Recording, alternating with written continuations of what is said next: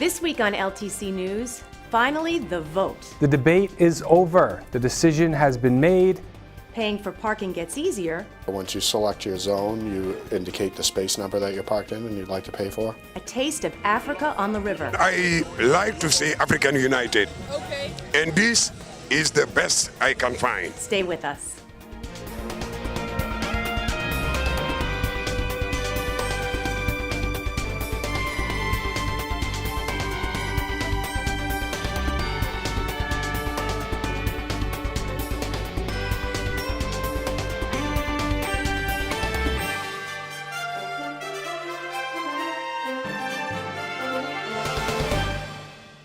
Welcome to LTC News. I'm your news anchor, Alanna Flood. It's summertime in the city, and as City Council goes to their usual bi-weekly meeting, so does LTC News starting in July. June 20th was the day when the City Council finally voted on the site for a new high school. By a 5-4 vote, the Council selected the Collie site, option number 5, after a loud and at times contentious 6-hour meeting. Brian Dorrington, LTC Director of Municipal Programming, condenses it for us in this week's City Council Synopsis. Hello and welcome to the City Council Synopsis for the meeting of June 20th, 2017. The debate is over. The decision has been made. Lowell High School will officially be built at the Collie site, which means Lowell's home field hockey games will be played in Tewksbury. That's right, the Collie option actually places Lowell's field hockey field entirely in Tewksbury. I don't know why, but I find that somewhat humorous. The council voted 5-4 to select option 5, which will place a 5-story building at Collie. Councilors Rourke, Leary, Elliott, Mercier, and Belanger all voted for option 5, while councilors Leahy, Milanazzo, and Samaras, along with Mayor Kennedy, voted for option 3. Option 3, as you know, is the downtown option that includes eminent domain taking of the dentist's office of 75 Arcan Drive. There were 64 registered speakers, and each speaker was allotted 5 minutes. For those of you that aren't that great at math, that comes out to 3 days, 27 minutes, and 89 seconds of speaking time. Okay, that's not entirely accurate, but it sure felt that way back in the control room where I filmed the entire 6-hour meeting. Now, don't take offense, you people had a lot of great things to say, but when you film every meeting in a tiny room all by yourself for hours at a time, you start to lose it a bit. You start to get like Tom Hanks in Castaway and befriend inanimate objects and give them very appropriate names, like my new best friends Scotch and Maybelline. Someone left it there. It's not mine. Seriously, it's not. Things got heated on more than one occasion. The first such occasion occurred when a recent LHS grad and downtown supporter suggested that some members of the council have conflict of interests. Councilor Mercier then demanded the speaker say which councilors have a conflict of interest. The speaker went on to say that councilors Belanger, Elliott, and Mercier all received campaign donations from the dentists at Arcan Drive. Councilor Mercier didn't deny the allegations, but instead accused the councilors who support the downtown option of taking money from various unnamed interest groups. At this point, Councilor Milanazzo jumped in and criticized Councilor Mercier for being a bully. Another occasion where things got fiery was when Councilor Elliott questioned Mayor Kennedy's sincerity in supporting a citywide vote. Earlier in the night, a resident presented the council with signatures from 10 residents requesting this question be put to a citywide ballot vote. 10 signatures are all that is required by the state for the council to consider putting this question to a vote. Mayor Kennedy expressed his support for a citywide vote, saying the city is split 50-50 and the voters should decide. This is something Councilor Elliott previously supported and actually made a motion to put it on the ballot, but that motion failed. Again, I wish I could show you the entire clip, but I can't because Father Time won't allow it. Milan's Pizza was widely discussed by downtown supporters. In recent weeks, it's come to light that in order to accommodate the increased traffic at the Collie site, part of Milan's Pizza would need to be taken by eminent domain. The frontage from other residential homes and businesses would also need to be taken by eminent domain in order for the traffic to flow properly. This caused some speakers to question the genuineness of supporters of the Colley site who were vehemently opposed to taking the property at 75 Arcan Drive, but did support an option that will involve eminent domain taking of businesses and residential properties. Other downtown supporters addressed transportation equity and claimed that moving the high school to the far end of the city would negatively impact poor and minority students. Also involved in the transportation debate was the additional $3.2 million a year it will cost to bus the students to Colley. Supporters of Colley focused on safety and the benefits of building an entirely new building. Many parents were worried that their children would be exposed to hazardous materials and feared that going to school on a construction site would be disruptive to the students. It's also a common belief among some that a renovation will lead to cost overruns due to unforeseen costs. Other Colley supporters focused on the possibility of turning the old high school into a revenue-generating property. Many envision a mixed-use property with market-rate housing and retail stores. Councilor Elliott stated he believes adding new market-rate housing will attract residents with expendable income to support downtown businesses. He believes that the tax revenue generated will offset the costs associated with the Colley option. Well, that's all I have for you today. I hope we can put all this divisiveness behind us and focus on the good. Lowell is getting a new high school, and we successfully kept the Russians out of this entire process. Chew on that, Ivan Drago. Thanks for watching, and be swell.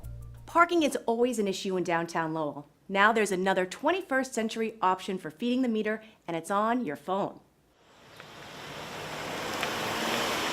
Passport Parking is a company that has produced technology to allow individuals to pay for metered parking spaces. With this technology in particular, I saw it as an opportunity to introduce an interface that was intuitive and something that has become the common denominator in most respects, as if everyone knows what a smartphone is and knows like the basics of it. And I think that anyone, regardless of language or background, can probably access and navigate like the App Store, for example, on an iPhone. The purpose is just to add an additional avenue for individuals to make payment. Mainly, it's not so much to serve the interests of the city, but to provide, an additional layer of choice to the customer. The app is called Passport Parking, and you can download it from the iPhone App Store or from Google Play. And the use of the app is simple. You just indicate the zone number. The zone number for Lowell is 501. And from there, once you select your zone, you indicate the space number that you're parked in and you'd like to pay for. And once you enter in that information, it will just prompt you to make payment when you choose your credit or debit card, and that's it. The app will even let you know when you're almost out of time. That is a feature in the application where it pushes a notification to your phone if you allow it to do so. And typically it sends it within 3 to 5 minutes of their parking session expiring. As of right now, this application will only service the on-street parking areas. And in the next few years, we'll consider other alternatives for the garages. The app doesn't buy you any extra time. There's still a 2-hour limit. If we were to assign a percentage, like 95% of the spaces would be 2-hour maximum. Very rarely or occasionally is it otherwise. I mean, the city's looking at that moving forward, but I don't see any changes imminent. This is hopefully the first of many, additional efforts where we'll be leveraging technology to improve the parking experience within the downtown. It's pretty much already rolled out. Additional signage will be displayed on and near the kiosks that coach individuals on where they can find the app and give them some indication on how to use it. But it's available now, anyone can use it. The goal of bringing the app to Lowell was to make parking just a little bit easier. We just hope that it makes parking easier for everyone. And if using your smartphone makes it easy, then that's great. The weather looked threatening at the start of the 18th Annual African Festival on June 17th at the Sampas Pavillion, but it turned into a beautiful day for African fashion, music, and food.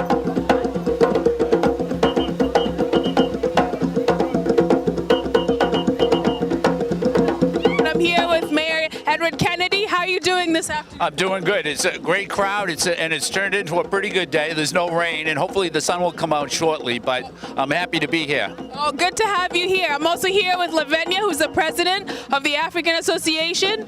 How are you this afternoon? I'm so excited. The weather is good. The weather is wonderful. How do you like the festival so far? I like it. I think this festival started, I believe, in 2000. So this would be the 18th annual festival, I believe, and it just gets bigger and bigger every year. So to the point where this is one of the largest festivals that we have all year in the city. And I've been a big supporter of festivals. I think festivals are important to the city of Lowell, and I think the more we can have, the better off we are. But this is certainly one of the most vibrant of the festivals that we have during the course of the year. Me sitting next to our one and honorable mayor of Lowell, he's always supporting us in whatever we do. I just love it, and I just love the way he does it. He's a very big supporter of the stuff we do. And the festival, 18 years, I'm happy about it. It's getting bigger and bigger every year. Absolutely, Africa is home. It brings memories, the food and the smells and the colors and all of that. It's wonderful. And we know.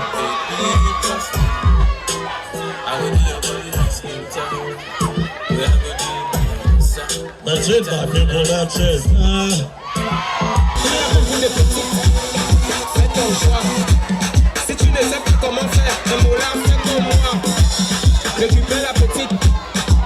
The festival has been an annual event for us. This is our 18th year of doing the 18th African Festival. We started it in 2000, and every year we've been doing it, and it's growing in leaps and bounds. It's lovely. Yes. I've been here for quite a number of years, and it's been amazing every time. Yes, it's a lovely event now. It's almost like a ritual in the city, and we love all we're doing, and we love all the attendees, and we love the hospitality that has been shown. So what inspired you to come and present at the African Festival? My God, that's logical. I am African, and I like to say African United. Okay. And this is the best I can find. Okay. You know, for example, Africa, we share, we love each other, we support each other, and that's something missing here in America. That's why when they called me, I had another booking. I canceled the booking to come.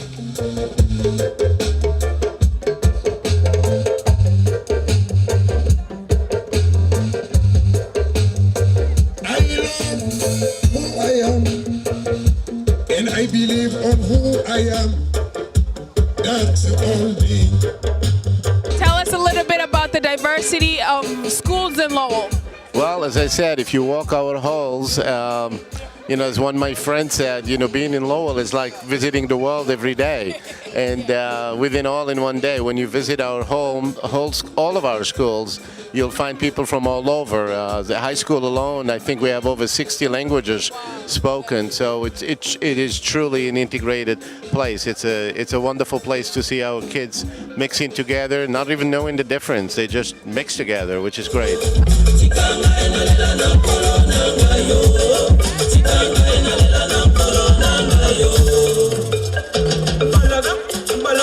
I went to school in the school that was probably the only one in Africa, so Africans were coming from all over. So this is like a reunion to me. LTC was there going live with 4 cameras to our channels and the web. We have more festival coverage coming up this summer, and we're always looking for volunteers to help crew the production. Give us a call if you want to help out. No experience needed. In this next segment, recorded on June 14th before the big vote, Lowell Sun's Chris Scott sits down with school committee woman Connie Martin for a discussion about Lowell schools.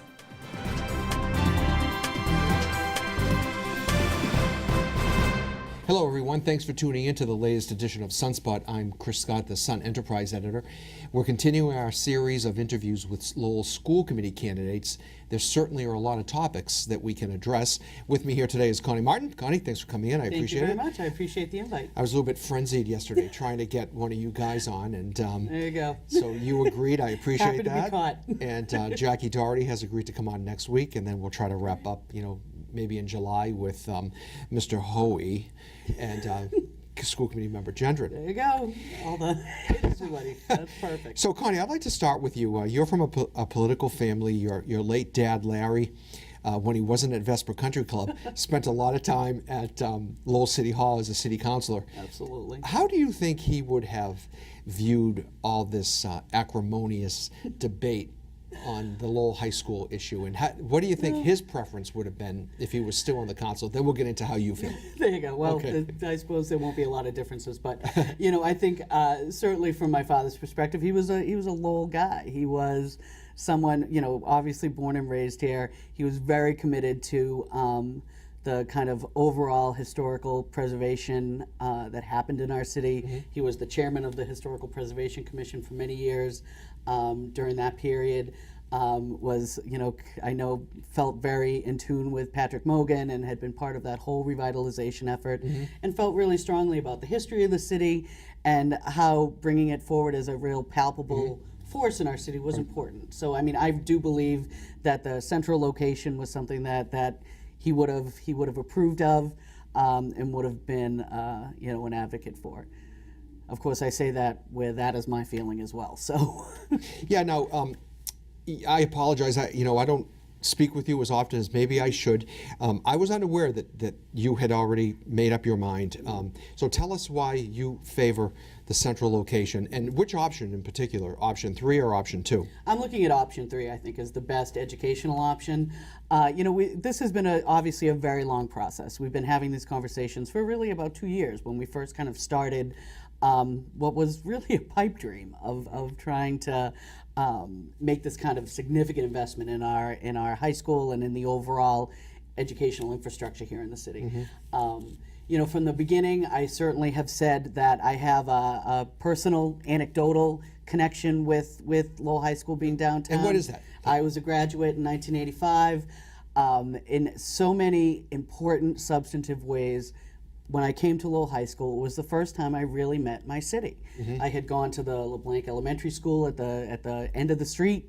I had gone to Moody Junior High School as a junior high school then at the end of the next street, basically.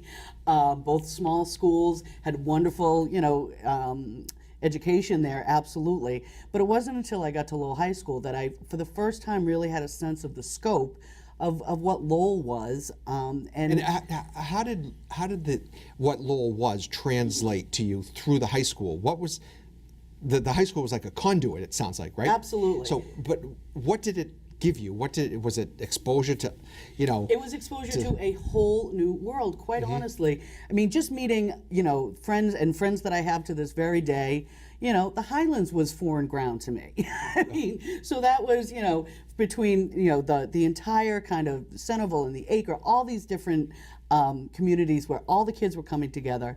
When I was at the high school was when we really saw the influx of the Southeast Asian population. That was a whole new world for me, meeting fellow students who came from such a profoundly different experience. And it really did make me incredibly, I think, more aware of how big the real world really truly was.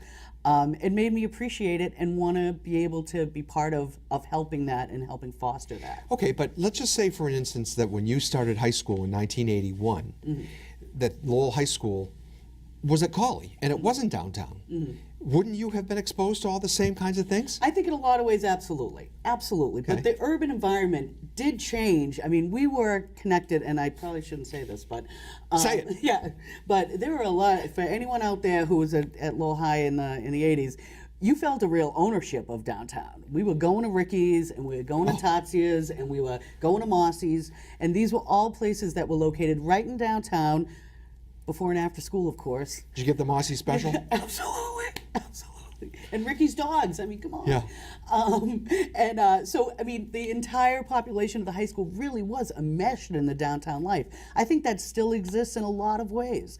I think it's even more important now when you look at the connections to, again, I come from a social service perspective. I work at community teamwork. We are linked with the high school in a lot of important ways, and that's an important part of the work that we do. When working with families, certainly high school students have been a great connection point for us. Let me interrupt just for a second. Sure. So you're talking about your employment at CTI and the partnership that CTI has with Lowell High School. Other folks have also talked about that partnership that have sat in that chair. Brian Martin, for instance, talks about the partnerships with CTI, with City Hall, kids doing internships, with the Lowell National Historical Park, with Middlesex Community College. So is that one of that whole series of factors one of the play into your decision-making process? Absolutely. I mean, and you see the connections, and I had also, as I'm sure other people have said too, looking at the proximity of Middlesex Community College and the university. I mean, the central location really does serve a purpose in having all these different resources so closely connected with the high school, and in that central location for all of the city to be able to take advantage of. And I do think that there is a real, there's a real value. I can get a little philosophical sometimes, forgive me. That's good. But I think there's a real value in our whole community feeling a sense of ownership for downtown. No matter where you live in the city, we all, I think, want to see the downtown flourish and be that kind of centralizing force for everything that's going on in the city. We have businesses spread throughout the city of Lowell. And we want them all to be successful, absolutely. But there is a sense, I feel, that a central downtown location really is kind of that convener where businesses can be successful, and that you want the people who are living here in downtown to have a vibrant area.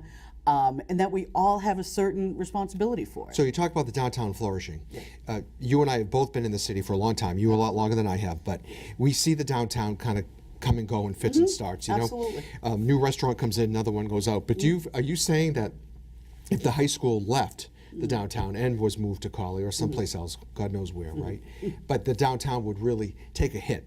I think it absolutely would. Yeah. I mean, there are certain businesses that are more attractive to high school students specifically. Absolutely, not everyone. But I do think that there are certain businesses that are stronger and more viable because we have over 3,500 young people here in this geographic area every day. And I just think that there is certainly a vibrancy that comes from having that population of both students and teachers here in the downtown. Again, you talk about experience. I mean, I work downtown every day. I specifically picked my office when we moved into the Bon Marché building because it looked out Is that where you're over at the Bon Marché? Absolutely, because I look out over Lowell High School, and I see hundreds of kids every day coming and going, and I think it's a great kind of energy that they bring to the city. What do you think of the developments this week? There was supposed to be the two big votes on Tuesday, the school building committee, then the city council, but Councilor Sampas took ill. I'm happy to report he's doing better. And that is wonderful news. Right, Very but then you nice. had Corey Belanger, who came out on Tuesday, right? Tuesday, Yep, right? I've And seen it. declared his support for Collie when I think some people were thinking that he was going to go for downtown. What do you think of all those developments? Anything in particular? Well, I mean, I think that for the councilors who are really charged with making this decision, I know how challenging it must be. Absolutely, and I can say, having watched this, as we've all said, it has been the most divisive thing that I've certainly seen in my time, here in Lowell politics, lowercase L, lowercase b. But I think that part of the challenge is being able to get through some of the emotion and all that other, even from my own perspective, from my own, the kind of anecdotal stories that I'm telling that have helped inform my decision. There are some real nuts and bolts choices that we need to pay attention to. And cash, the money, is a critical part of it. There is a differential, obviously, in between using the Collie site and the downtown site in terms of what city residents will pay because of the different reimbursement strategies that'll be in place with the state. I really am given great pause by the transportation expenses. I know they're estimated right now at about $3 million in terms of that would be an increased cost. Stay tuned for the Sun on that. We're working a story on that. Hopefully we're going to talk to Salah Kafawi and find out, get a real solid number on that. I want to ask you. Let me just throw one little sure, story, absolutely. just because coming from my experience, because I know, and this was about 8 years ago when we had a very difficult budget season, and one of the choices that the school committee had to make was we eliminated transportation for our preschool programs. Didn't want to do it. It was not something that anyone wanted to do, but when you look at your priorities, you have to make your investments in the actual educational expenses. So we cut that transportation. It was unfortunate, no one wanted to do it. When we did it, we had empty slots in all of our preschools because parents couldn't get those kids to school, and just by cutting the transportation, it took us about 2-3 years before we were back up to even just breaking, filling every slot and having to then move towards a lottery when we were able to kind of increase it again. But so transportation costs, they are real, and if they are the first thing that goes, because it's just the reality of the situation. You need to invest in the priority issues, which are your teachers and your materials and all those true educational supplies. I want to just go back. That's okay. I want to go back to the downtown flourishing. You said you're in favor of option 3, which includes we have 2 minutes left. Let me just move on to another topic, the high school principal. I believe the posting is up right now for an interim principal. Brian Martin is leaving in a couple of weeks. What's your view on how all that's developed? And there was an in-house candidate, Amy McLeod. She was a finalist, but she didn't get the cut. Do you think she should have been given the job? I've always been impressed by Ms. McLeod and the work she's done at the high school. I think she has been a solid educator for us, absolutely. But I will say, it is certainly the superintendent's purview from what I've heard kind of around the periphery, that the pool of candidates, the public committee didn't feel was strong enough. There were some questions around, kind of that final selection when they got down to the final 3. In my mind, it is an incredibly important position. And I don't have... It's not just a principal's job, Yeah, right? absolutely not. It is, and it's, you don't, in a lot of our, a lot of principal positions, they certainly have that executive function that's required, no matter how big a school is. But certainly at the high school, you really need someone who brings that kind of executive, supervisory management experience, as well as being a true educator's educator. So you really need to bring together 2 different skill sets in a lot of different ways. Are you nervous about hiring someone from the outside, given what happened for the 3? You laugh, but it's history. It's there. It's there. And it's kind of, it's there. Yeah. So you had a bad experience going outside. Yep. But we've had some great experiences going outside too. So I'm not, at the end of the day, there's not a position in this district that I don't have the same opinion of. You always need to get the best, most qualified, most talented person in every position there is. And if they live around the corner or if they live halfway around the world, fine. It really does come down to the quality of the candidate, because the jobs they're all doing, they're too important to take any other thing into consideration. What do you think about the superintendent's decision to shut down the search, start a new one, and go national this time? Apparently, he's talking about hiring a firm to search nationally. The mayor has said he'd like to see a candidate of diversity. What do you think of those thoughts? I'd agree with both of them. I think I would agree it would be great to have a head of school who comes from a diverse background. I think that would be really, that would be a great move, for our city. I think going finish your thought. There you go. For a nationwide search is valid, absolutely. So I'd support that as well. Again, at the end of the day, we get judged. We're accountable for what choices get made. So the selection will be the superintendent's, and I think that I'm hoping that we'll have a really strong person coming into that position, no matter where they're coming from. Excellent, Connie. I feel like I could go another 13 minutes with you, but I appreciate you coming in. Next week's Sunspot guest is school committee member Jackie Doherty. We'll hear her reaction to the vote on the high school site. That's it for this edition of LTC News. You can find us on LTC channels 8 and 99, on the web at ltc.org, or get the link each week on Facebook. I'm Alanna Flood. Thanks for joining us.